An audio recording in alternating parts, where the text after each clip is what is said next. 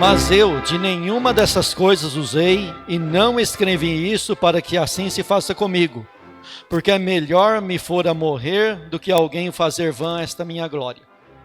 Porque se anuncio o Evangelho, não tenho de que me gloriar, pois me é imposta esta obrigação, e ai de mim se não anunciar o Evangelho.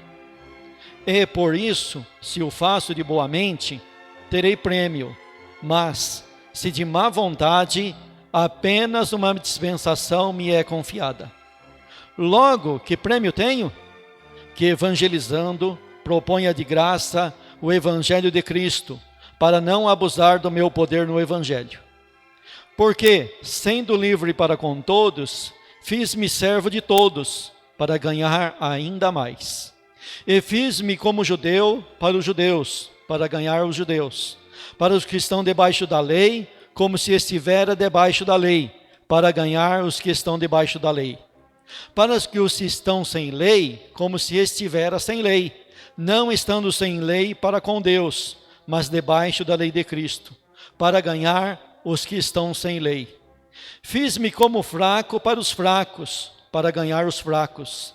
Fiz-me tudo para todos, para, por todos os meios, chegar a salvar alguns. E eu faço isso por causa do Evangelho, para ser também participante dele. Não sabeis vós que os que correm no estádio, todos, na verdade, correm, mas só um leva o prêmio? Correi de tal maneira que o alcanceis. E todo aquele que luta, de tudo se abstém. Eles o fazem para alcançar uma coroa corruptível, nós, porém, uma incorruptível. Pois eu assim corro, não como a coisa incerta, assim combato, não como batendo no ar. Antes subjugo o meu corpo e o reduzo à servidão, para que pregando aos outros, eu mesmo não venha de alguma maneira a ficar reprovado. Amém? A igreja localizada na cidade de Corinto, logo então os coríntios, foi uma igreja plantada pelo próprio apóstolo Paulo, em uma de suas viagens missionárias. Teve igrejas que ele escreveu e jamais esteve lá, mas a igreja que estava em Corintos foi fundada por ele. Ele chegou no lugar pregando a palavra, e está escrito lá em Atos dos Apóstolos, quando ele esteve na cidade de Corintos pela primeira vez, apareceu uma visão para ele, na qual a visão dava-lhe uma mensagem, dizendo para ele: Paulo, fale e não te cales, porque eu tenho muito povo nessa cidade. E o trabalho de Paulo, ali do apóstolo Paulo, foi um trabalho que deu muito resultado, e um resultado rápido. Rapidamente ali nasceu uma igreja, não de poucos membros, mas de muitos membros. E quando você começa a ler a primeira carta aos Coríntios, você encontra uma igreja estabelecida, de grande número de pessoas, e também uma igreja de, assim como nós poderíamos chamar hoje, uma igreja realmente genuína pentecostal. A tal ponto do apóstolo escrever no início da carta, dizendo assim: olha, vocês não têm falta de nenhum dom, todos os dons vocês receberam. Era uma igreja que mergulhou no oceano do Espírito, andou no Espírito, uma igreja que obteve todos os dons, quer seja espiritual, quer seja, olha, tudo quanto é presente espiritual e material que Deus poderia ter dado para aquela igreja recebeu. Mas, porém, no entanto, aonde existem muitas pessoas, também os problemas são maiores. Se no meio de 3, 4, se em uma família com 3, 4 pessoas já tem dificuldades, imagina então numa família onde o número de pessoas é bem grande, é bem extenso. Os problemas são maiores.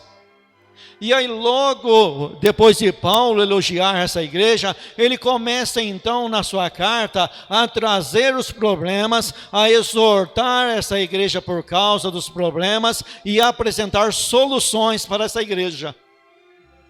Porque onde tem problema, existe uma exortação mandada por Deus, não para matar o problemático, mas para colocar o problemático no lugar certo e trazer cura para esse problemático e essa igreja então poder crescer de maneira correta.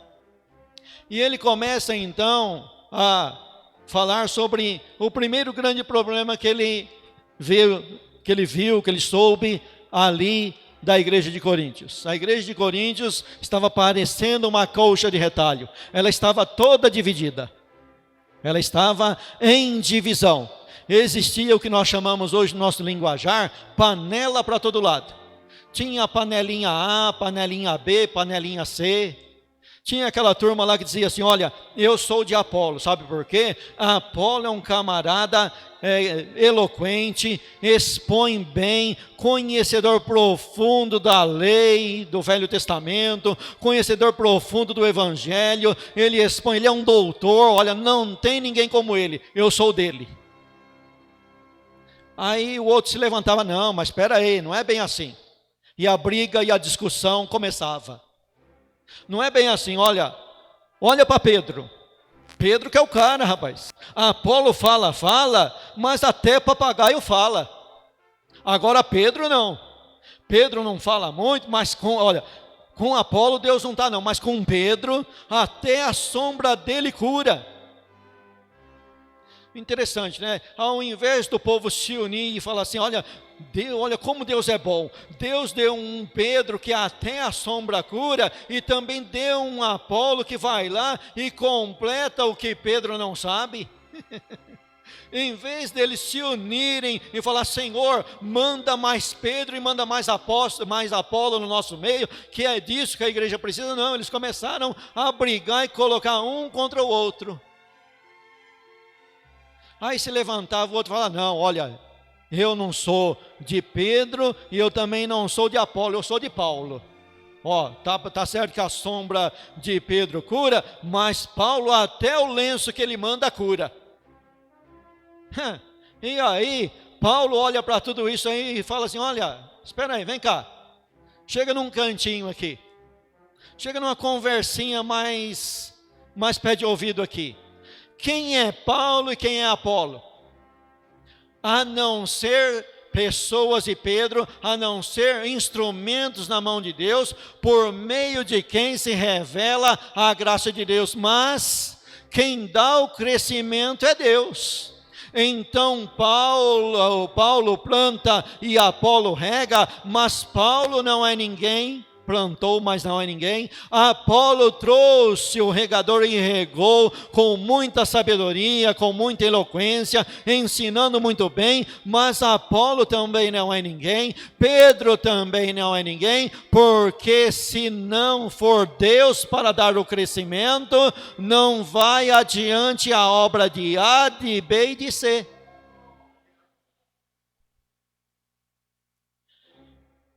Então Paulo vai agora começar a desenvolver a carta e encontrar os problemas, e ele encontra um problema ali no meio do povo ali, que havia pessoas uma enganando a outra dentro da igreja cristã. Dentro da igreja cristã havia pessoas uma enganando a outra.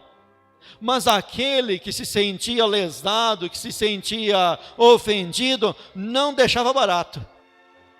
Não deixava barato de jeito nenhum. Não tinha aquela conversa, olha, ele é filho do mesmo Deus, vamos tentar resolver isso aí na paz. Não tinha isso aí não.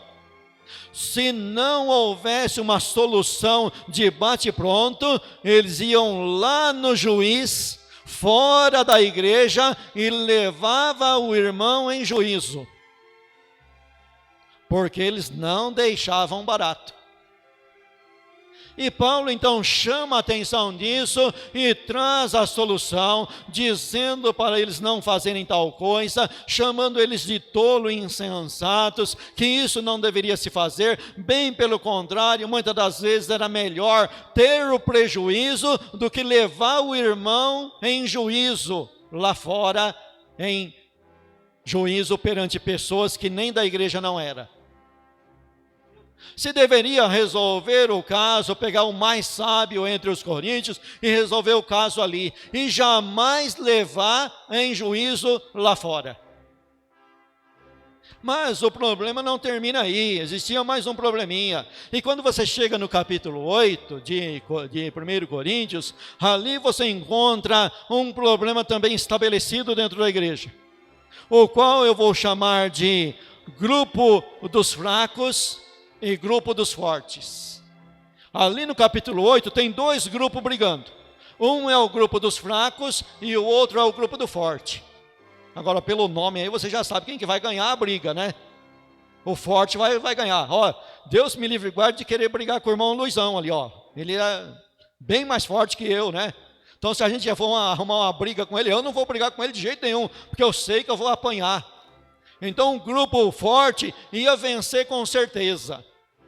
Aí Paulo, então, no capítulo 8, ele chama o grupo dos fortes de lado e dá um conselho para eles. E sabe qual é o conselho que ele dá para eles? Deixa isso de lado. Não vai por aí não. Tá certo, você é forte, você tem ciência. E a discussão era uma discussão teológica, filosófica. E a discussão era o seguinte: eu fui convidado para uma festa. E nessa festa tem todo tipo de carne. E é carne sacrificada aos ídolos. Mas eu sou liberto. Eu sou forte. Eu entro lá, isso não me pega de jeito nenhum. Eu posso comer, e isso não me pega de jeito nenhum. E Paulo então concorda. Paulo diz, é isso mesmo. Você é forte, você tem ciência. O ídolo não é coisa alguma. O ídolo não é nada. Nós sabemos que existe um único Deus e um único Senhor, e o ídolo não é coisa alguma na terra, mas tem um porém, tem um detalhe, que você que é forte tem que começar a compreender e entender que tem uma entidade por trás dos ídolos.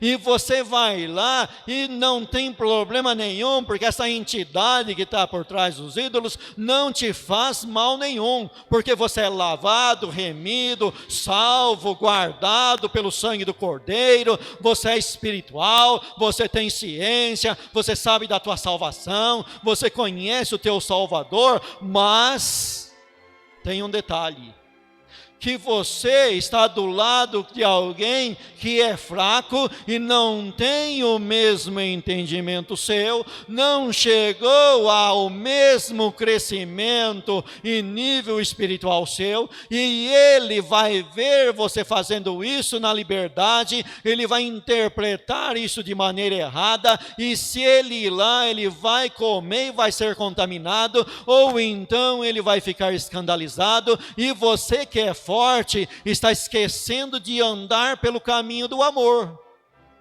Você usando da tua ciência, da tua sabedoria, daquilo que você adquiriu com Deus, está esquecendo uma das coisas mais importantes da lei, que é: amarás o teu próximo como a ti mesmo.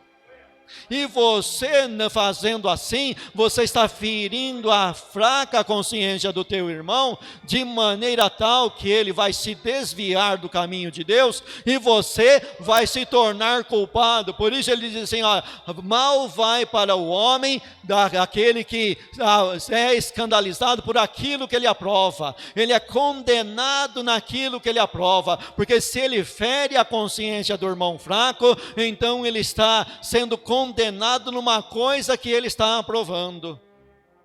E aí Paulo termina o capítulo dizendo assim, olha, no entanto é o seguinte, eu sei que no açougue, tudo que se vê no açougue é puro, é limpo, e escrevendo ao Timóteo ele diz que tudo é purificado através da oração, mas Se o pedaço de carne escandaliza o meu irmão, então por amor ao meu irmão, eu jamais irei comer carne, porque eu amo o meu irmão e não vou lançar uma pedra de tropeço para o meu irmão.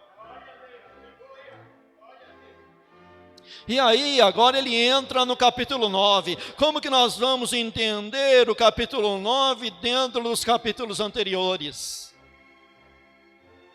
Porque Paulo, então, no capítulo 8, apresenta a abnegação, manda o forte exercer a abnegação, e abnegar-se é abrir mão dos direitos.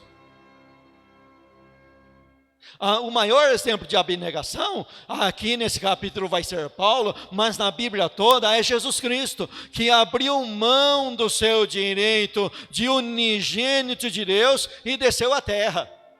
E se despojou de tudo aquilo que residia nele e deixou uma parte de lado no céu e habitou no meio dos homens, porque se ele habita na realidade com todos aquilo que ele tinha na eternidade, ninguém ficaria vivo na presença dele.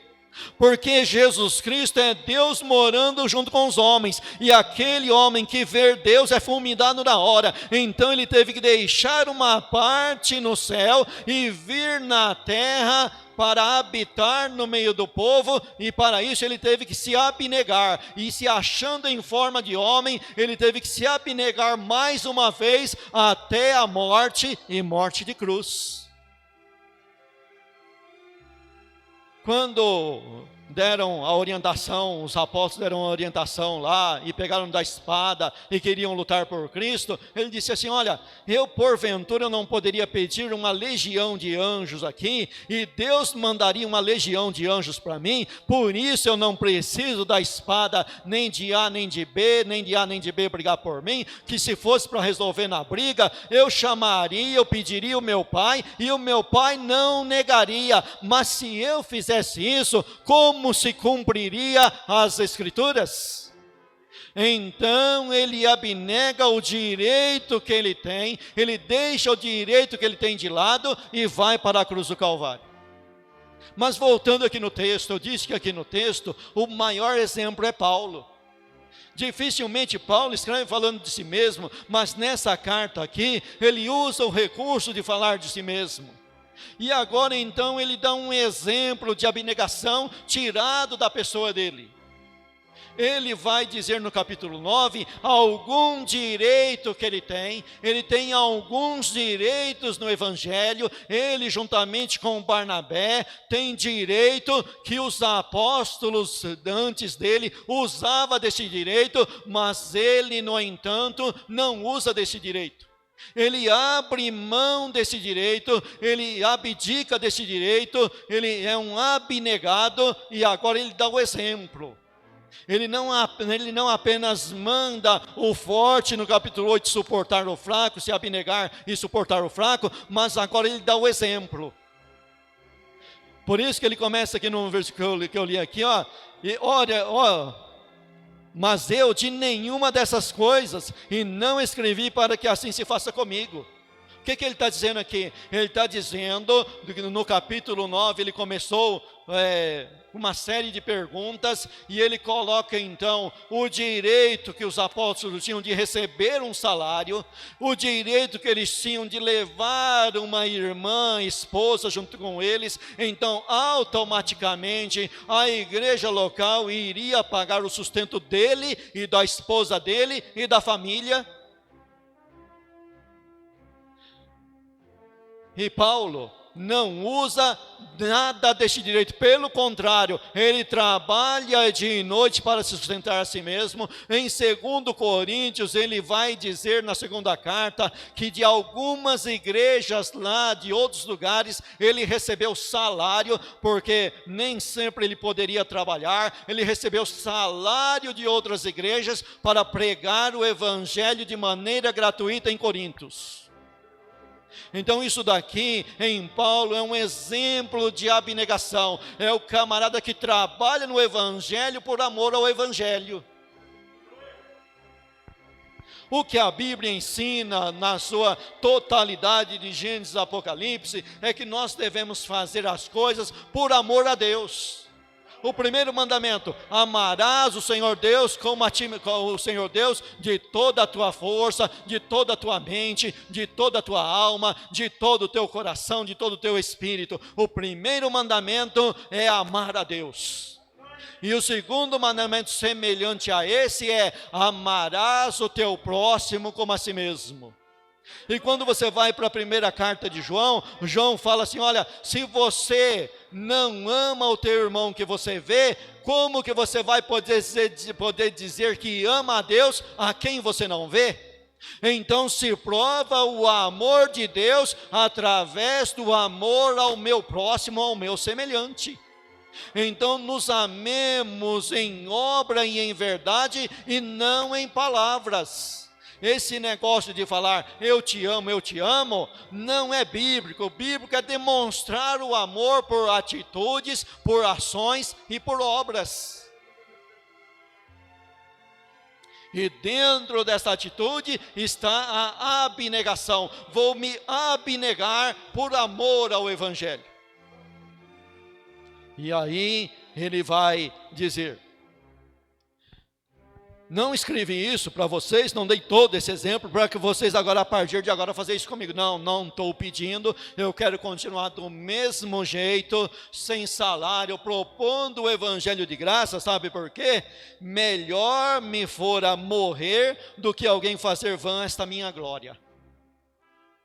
Muito interessante, né? O apóstolo Paulo, como os demais apóstolos, e como todo servo de Deus, verdadeiramente servo de Deus, deve sempre dar toda a glória a Deus.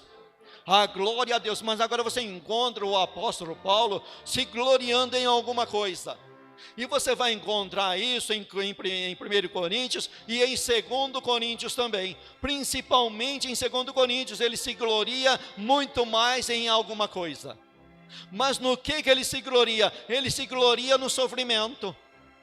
Enquanto alguns do seu tempo se gloriavam naquilo que fazia pelos outros, naquilo que se fazia, ou seja, pensa num camarada, um pregador que ganha muitas almas. A tendência desse camarada é ser tentado para achar que é ele que ganha as almas.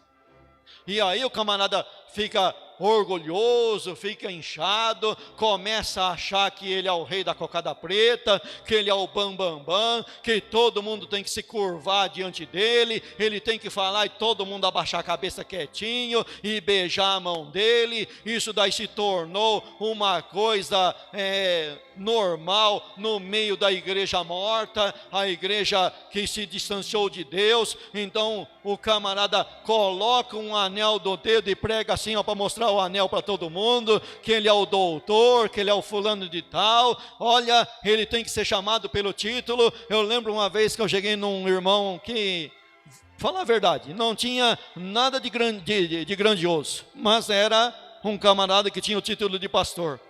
E eu sem querer chamei ele de irmão, mas ele me deu uma bronca. Irmão não, eu sou pastor. Mas eu levei uma bronca, fiquei sem palavra, olha, simplesmente porque eu chamei ele de irmão. Irmão não, eu sou pastor. Camarada tem que chamar ele pelo título, ele valoriza o título, quer o título, corre atrás do título, briga pelo título, mata pelo título. E aqui, Paulo está ensinando a gente, e ele se coloca nesse lugar como servo. Eu sou um servo. Porque ele faz uma pergunta ali no capítulo 9, logo no começo.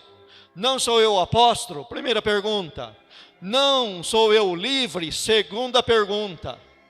Ora, pessoa livre e não escravo, lá no Antigo Testamento, ou mesmo nos primórdios do Novo Testamento, pessoa livre era aquele que não nasceu escravo, e durante a vida dele também ele jamais foi escravo. Então era uma pessoa de posição. No caso de Paulo, era uma pessoa de posição, que nasceu dentro de uma que nós chamamos nata da sociedade, numa família bem posicionada, posicionada, que morava numa cidade bem posicionada, aonde tinha uma faculdade, aonde ele recebeu todo o ensinamento, toda a instrução aos pés do melhor mestre da época. Então ele nasceu em família nobre, cresceu em família nobre, teve um ensinamento nobre, era pessoa versada em outros idiomas,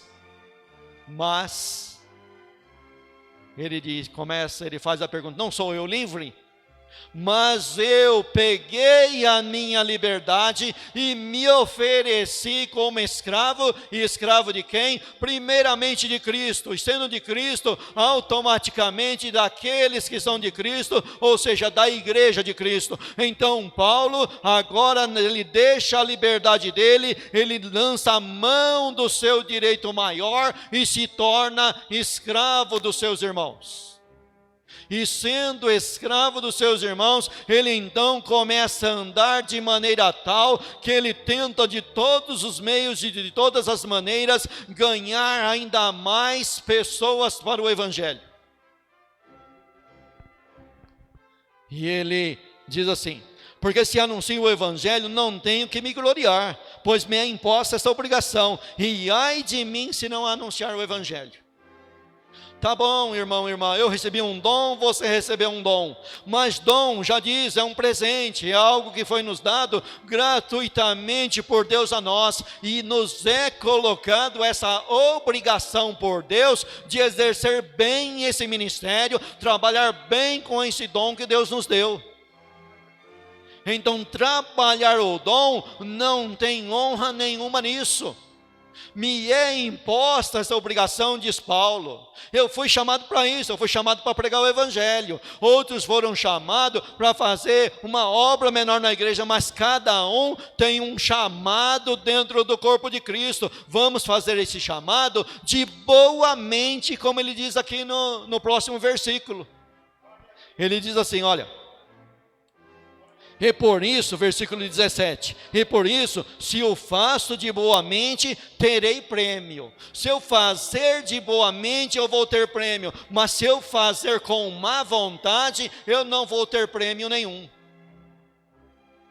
Então, meus irmãos e minhas irmãs, vamos começar a pensar e chegar na conclusão que nós devemos fazer as coisas não por obrigação. Você já viu o camarada que é crente só dentro da igreja? É crente só na vista do líder e de alguns líderes da congregação?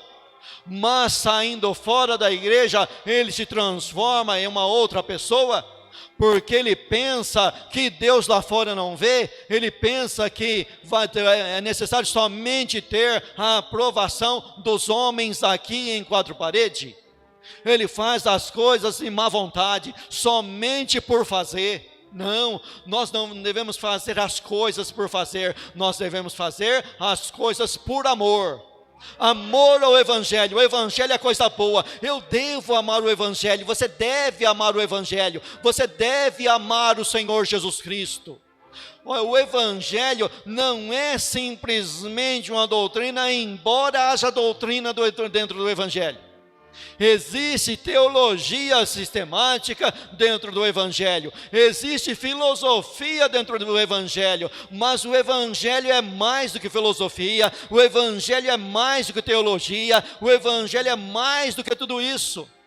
O evangelho é uma pessoa, é Jesus Cristo, é um relacionamento com uma pessoa, não é simplesmente aprender uma teoria, saber uma teoria, decorar uma teologia sistemática. Eu gosto de teologia sistemática, já li livro de 1500 páginas de teologia sistemática, e ali é bem sistematizado. Olha, você começa a ler as coisas de Agostinho, os comentários sobre Agostinho, o primeiro filósofo cristão que então agrupou dentro da razão, respondeu com a razão as doutrinas bíblicas e expôs de maneira intelectual muito inteligente as doutrinas bíblicas, e que nós agora temos uma parte delas chamamos de teologia sistemática.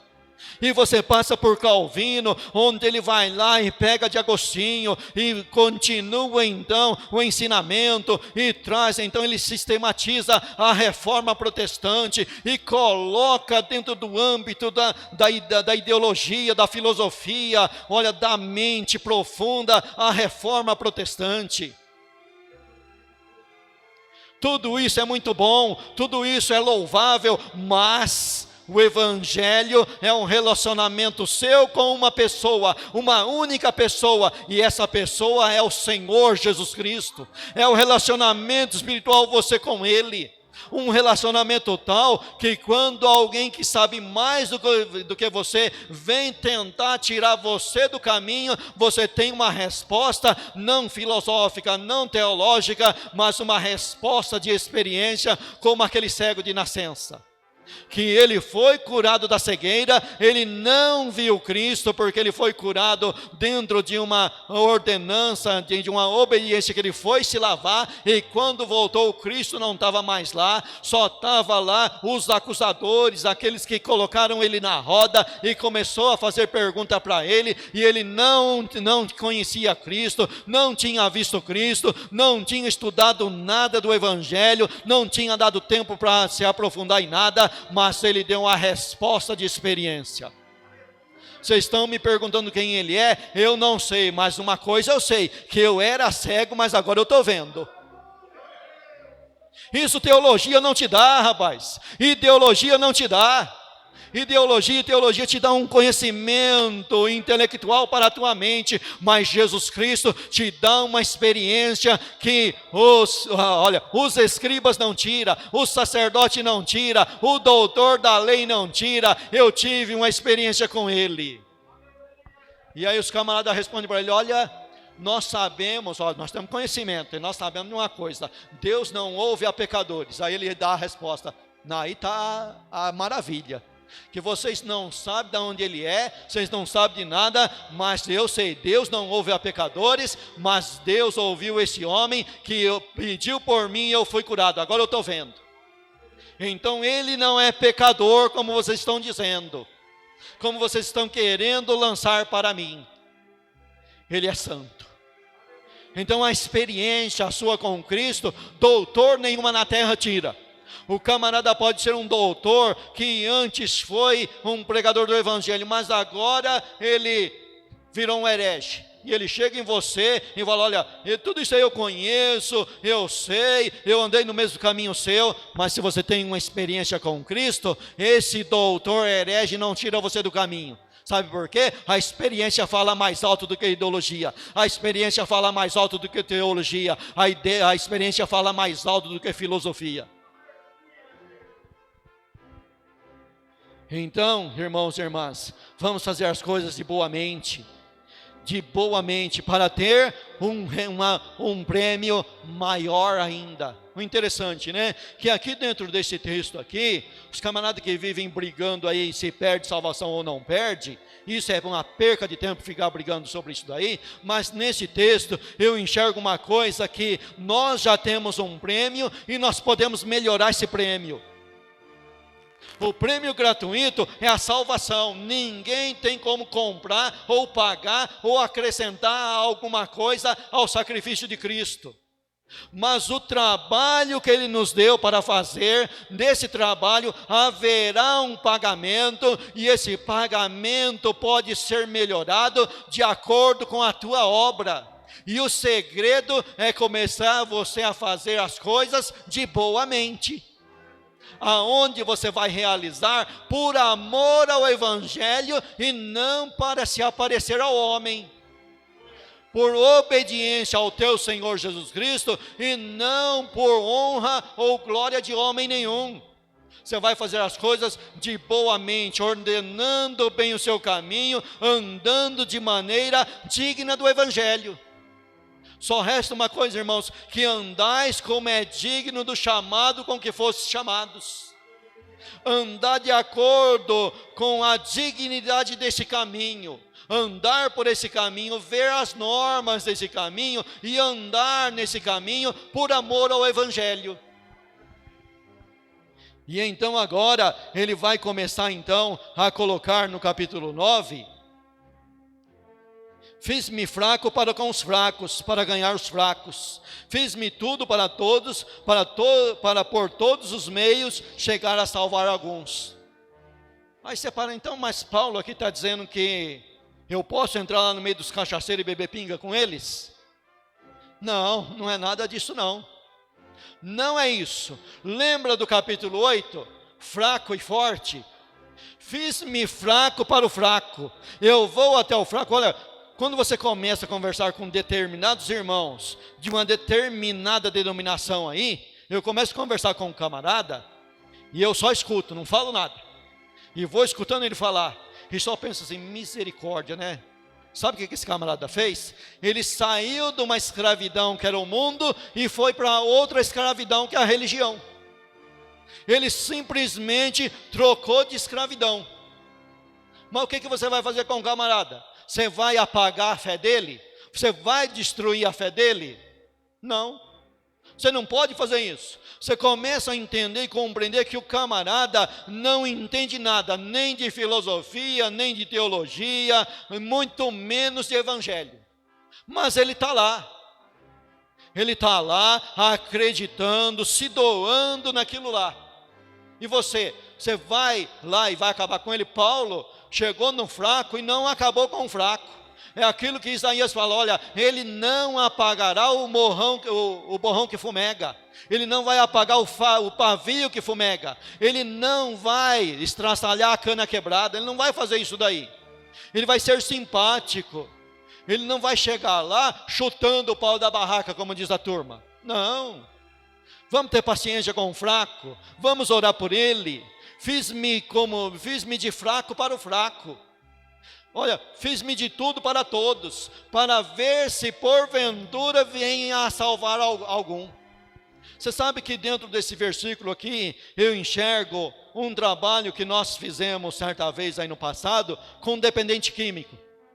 Sabe que trabalhar com dependente químico é parecido com jogar uma gota d'água no oceano. Sabe o que é jogar uma gota d'água no oceano? Refresca em quê? Muda em quê? Aparece em quê?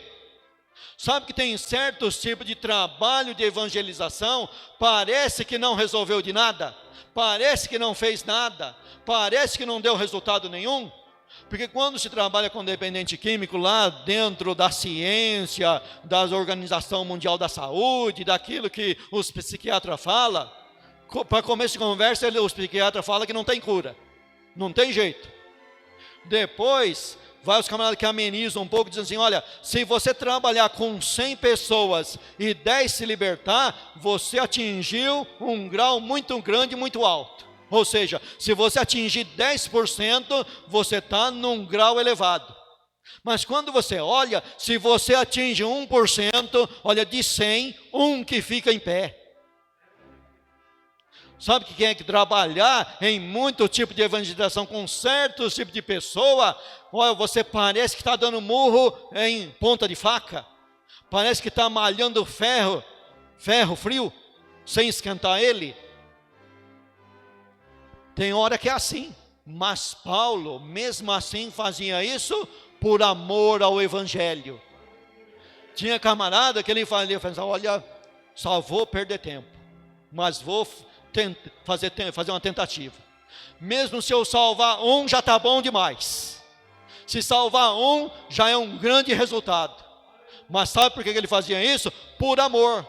Já viu aquele camarada? Olha, certa feita me falaram de uma pessoa que não tem fama aí na mídia, não tem fama não.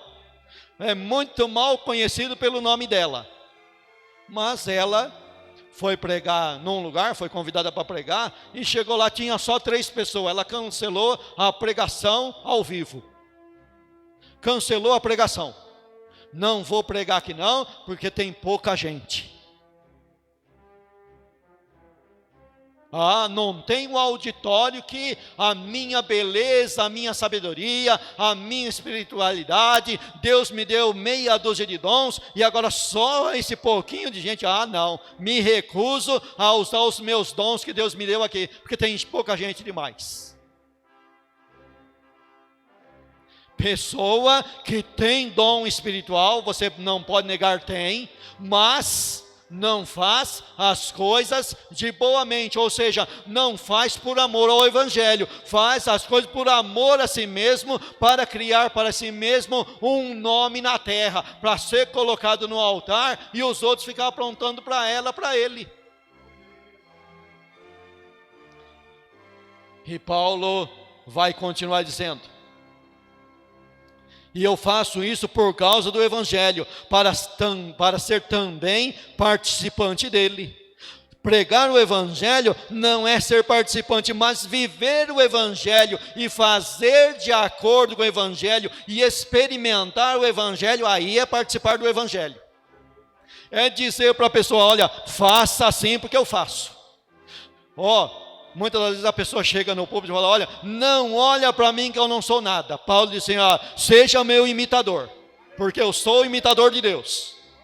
Tenha a mim como exemplo, eu sou o espelho, e faça o que eu faço, porque o que eu faço é dentro do evangelho.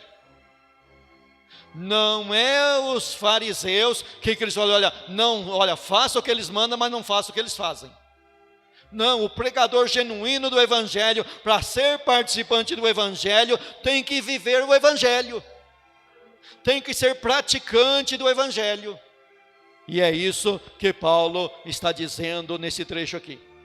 Aí ele vai dizer no versículo 24: não sabeis vós que os que correm no estádio, todos na verdade correm, mas um só leva o prêmio? Aqui tem uma pergunta, e nessa pergunta ele vai trazer uma metáfora, uma comparação com o atletismo. Afinal de contas, ele está escrevendo para um grupo de pessoas que tinha conhecimento das Olimpíadas. Afinal de contas, as Olimpíadas se originou lá na Grécia, e ele está ensinando para os gregos, ele está falando com um povo grego que sabia das Olimpíadas. Então ele tinha, ou se fosse aqui no Brasil, ele iria usar então a metáfora do futebol. Você não vê que o camarada que é atleta, ele tem que se dedicar a um tempo de treinamento? Ele tem que deixar de mão o direito dele de estar com a família. Todo ser humano tem o direito à família, mas o atleta, num determinado tempo, ele deixa a família, ele deixa tudo, ele deixa a vida normal e entra numa regra que impõe sobre ele, que é imposto sobre ele. E ele tem que entrar nessa regra e estudar toda a regra e decorar a regra, porque dentro daquela competição tem uma regra, tem uma lei, e se ele fizer de maneira errada, ele é desqualificado. Automaticamente ele perde se ele burlar uma daquela lei. Aí, meus irmãos e minhas irmãs, eu disse no começo que eu falei algo sobre teologia. Você pode até no seu coração condenar teologia, mas aqui agora existe um contexto onde Paulo traz e diz assim: olha, você tem que conhecer as regras do jogo. Você tem que entrar pela abdicação, e além de fazer a abdicação, você tem que estudar e conhecer a regra do jogo, porque você não pode fazer as coisas contra a regra do jogo. E o camarada então entra num confinamento, ele entra num período de confinamento, e Paulo vai dizer que eles fazem todo esse sacrifício, sabe para quê?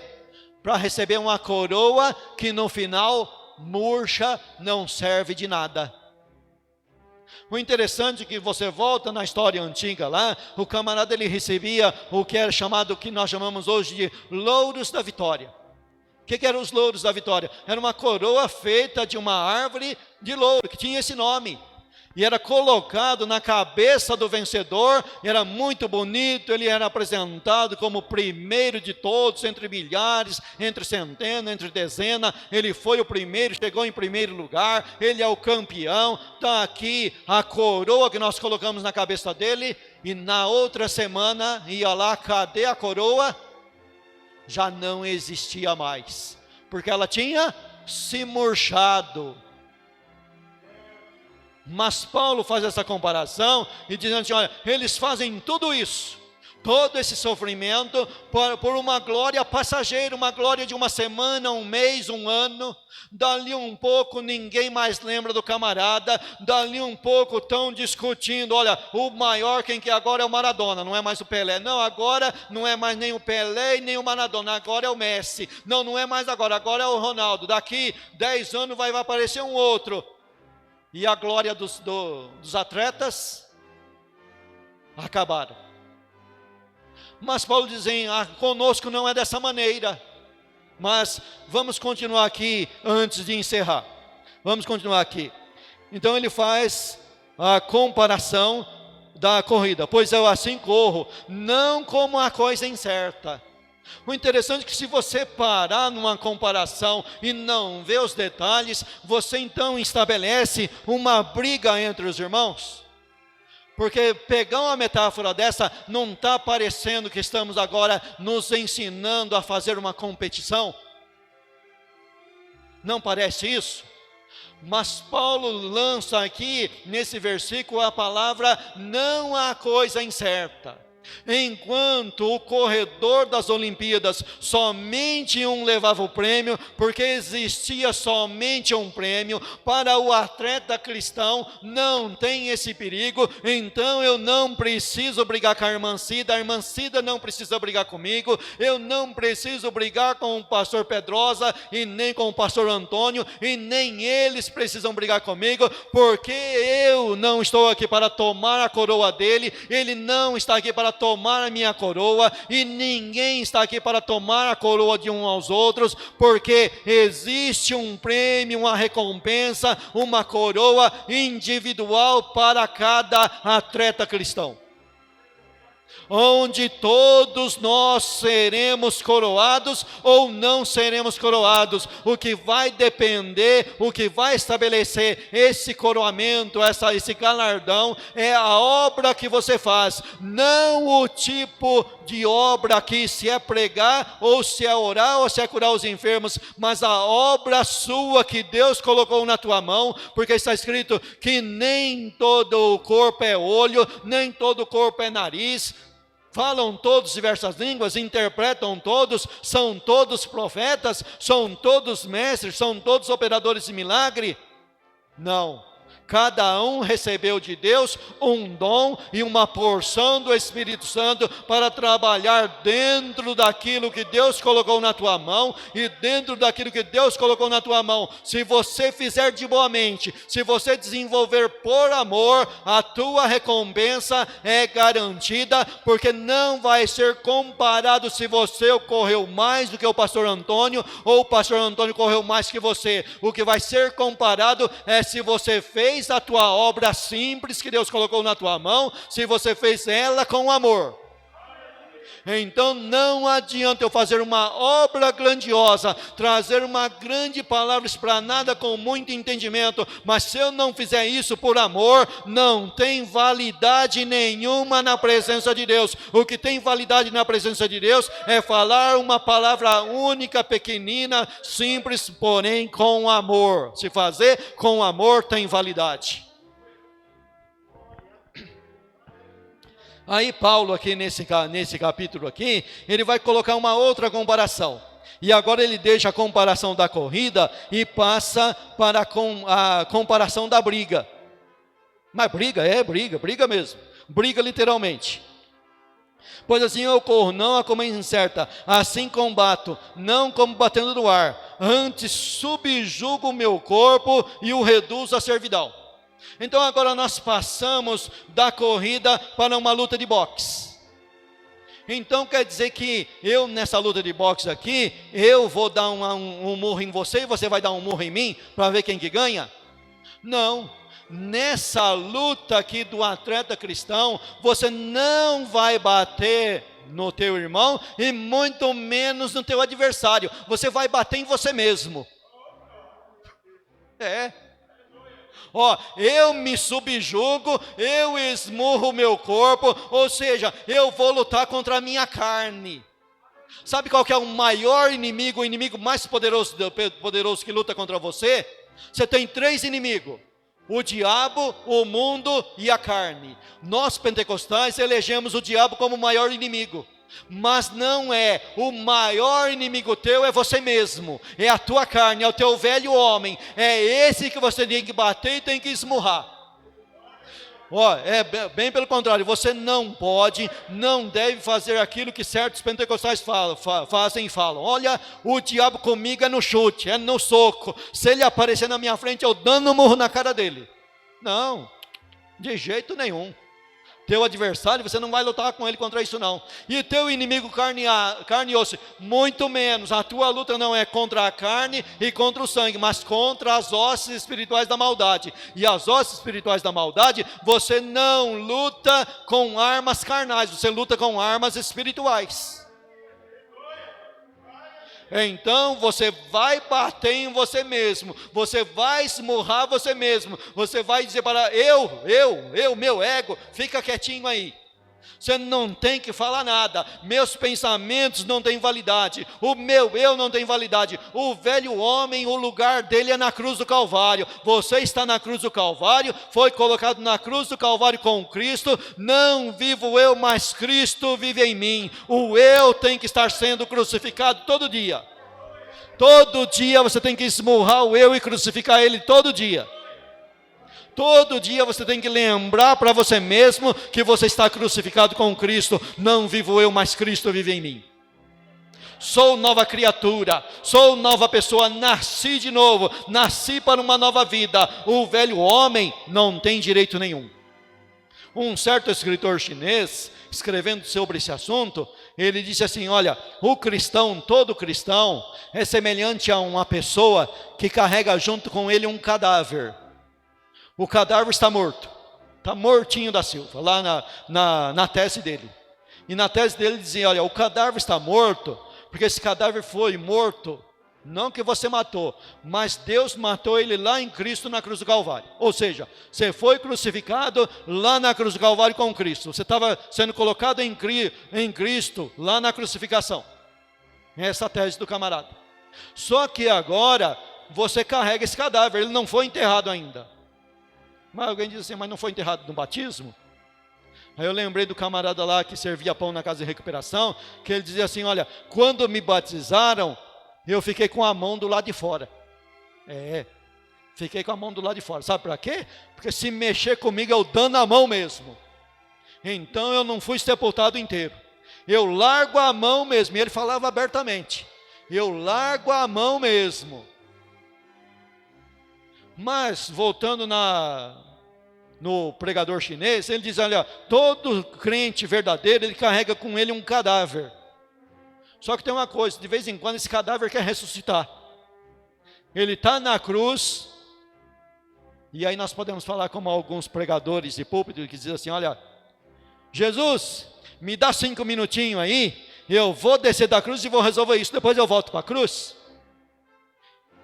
E na comparação desse pregador chinês, ele diz assim que vira e mexe, o cadáver pede para ressuscitar, ele quer ressuscitar. Por isso, você tem que estar em constante vigilância para não deixar ele ressuscitar. Porque se você deixar ele ressuscitar, ele faz um estrago grande. Se você deixar o velho homem dentro de você ressuscitar, ele vai fazer um estrago grande.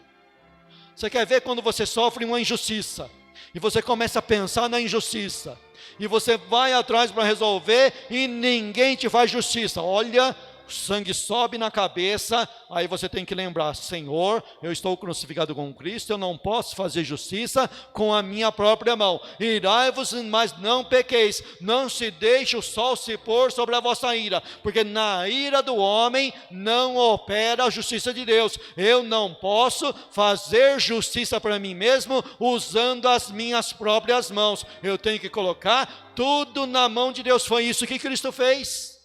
Ele nunca revidou, ele nunca se levantou para pagar na mesma moeda, mas ele entregava na mão daquele que julga retamente, e na hora certa, o juiz de toda a terra vai se levantar e vai dar o pagamento para os ímpios.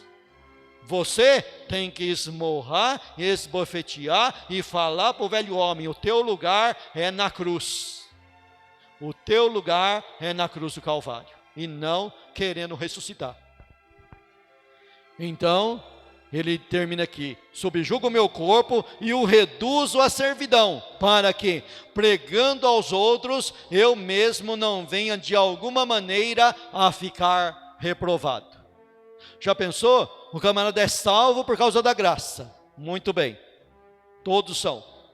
Recebeu um trabalho para fazer, vai trabalhar não de boa mente, mas de má vontade.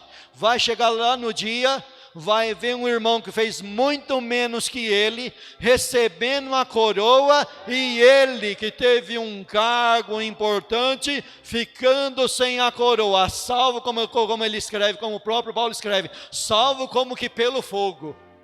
Passa as obras no fogo, não sobra nada das obras que ele fez, só vira pó e cinza, não sobra nada. Todavia esse é salvo, mas como que pelo fogo. Passou no fogo e só sobrou cinza. Isso é obra de palha, obra de feno e obra de madeira, mas obra de ouro, de prata e de bronze, quando passa pelo fogo, chega do outro lado, o que acontece? Melhora, purifica, tira a impureza, e o que sobra coisa brilhante. Sabe o que é isso? Obra feita com amor, vai passar pelo fogo da aprovação de Deus, e vai chegar lá do outro lado brilhando, vai ser estrela brilhante no céu para toda a eternidade, por causa das boas obras que você fez, não para se aparecer, mas fez por amor, tá bom? Deus te abençoe e te guarde.